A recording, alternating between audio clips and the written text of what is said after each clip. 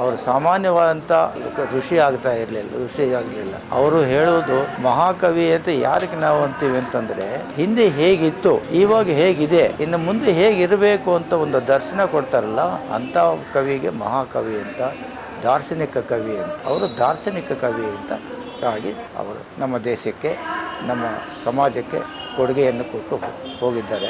ಅವರ ಒಂದು ಹೆಜ್ಜೆ ಗುರುತುಗಳು ಅಂದರೆ ಫುಟ್ ಪ್ರಿಂಟ್ಸ್ ಅನ್ನೋದನ್ನು ಅನೇಕರು ಇವಾಗ ಅನುಸರಿಸ್ತಾ ಇದ್ದಾರೆ. ಒಡನಾಟ ಅವರು 10 ವರ್ಷಗಳು ನಾನು ಅವರ 10 ವರ್ಷಗಳು ಅವರ ಸೇವೆ ಮಾಡ್ತಾ ಇದ್ದೆ. ಯಾವಾಗ ಅವರಿಗೆ ಏನೋ ಆರೋಗ್ಯದಲ್ಲಿ ವ್ಯತ್ಯಾಸ ಇದ್ರೂ ಅಲ್ಲಿ ಅವರಿರುವ ಇದು ಉದಯರವಿ ಮನೆಗೆ ಹೋಗ್ಬಿಟ್ಟು ಅವರ ಸೇವೆ ಮಾಡಿ, ಅವ್ರಿಗೂ ನನಗೂ ಅವರು ನನ್ನನ್ನು ಆಪ್ತ ವೈದ್ಯ ಅಂತ ಪರಿಗಣಿಸಿದರು. ಅವರ ಜೀವನದಲ್ಲಿ ನಾನೊಬ್ಬ ವೈದ್ಯನಾಗಿ ಅವರು ಪರಿಗಣಿಸಿದರು. ನಾನು ಅವರನ್ನು ನೋಡಿ ಒಬ್ಬ ವೈದ್ಯನಾಗಿ ಅಲ್ಲಿ ಹೋಗಿ ಮನೆಗೆ ಹೋದೆ.